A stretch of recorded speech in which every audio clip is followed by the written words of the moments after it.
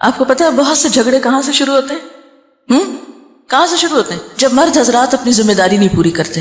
کیوں نہیں کرتے؟ اس کے کئی اسباب ہو سکتے ہیں. اس میں ایک سبب یہ ہوتا ہے کہ بیٹا کرنا چاہتا ہے، ماں نہیں کرنے دیتی، کہتے سب کچھ بیوی کو ہی دے ڈالو گے، سب کچھ بچوں پہ خرچ کر ڈالو گے. ٹھیک ہے، اس میں اعتدال چاہیے، سب کچھ بچوں اور بیوی کے لیے نہیں، لیکن ان کی ذمہ داری پوری کرنا.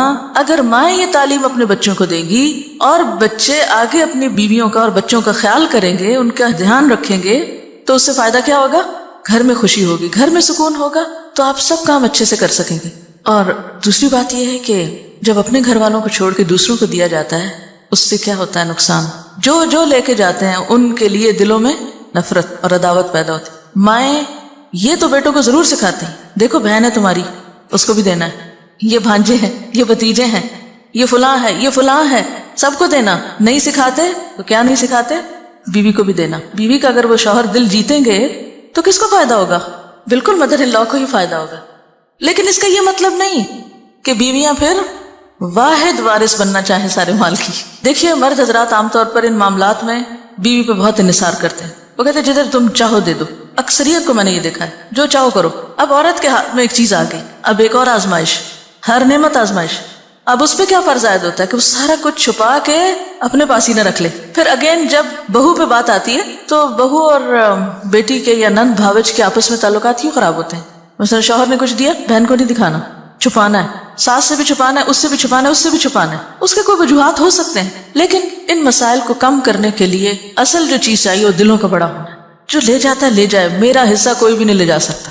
میں نے انشور کرایا ہوا ہے، کوئی نہیں لے جا سکتا میرا. جو میرے حصے میں وہ آئے گا، اور اگر اللہ ہی نے نہیں لکھا میرے حصے میں، کسی کو دینے کی توفیق نہیں ہوگی، چاہے میں ٹکرے مار کے مروں، نہیں مل سکتا. لکھا ہی نہیں میری قسمت میں. تو اس لیے ان معاملات میں تھوڑی بے پرواہی کی بھی ضرورت، تھوڑی نہیں بلکہ بہت، دلوں کی وسعت کی بھی ضرورت ہے. شوہر رازق نہیں ہوتے، رازق کون ہے؟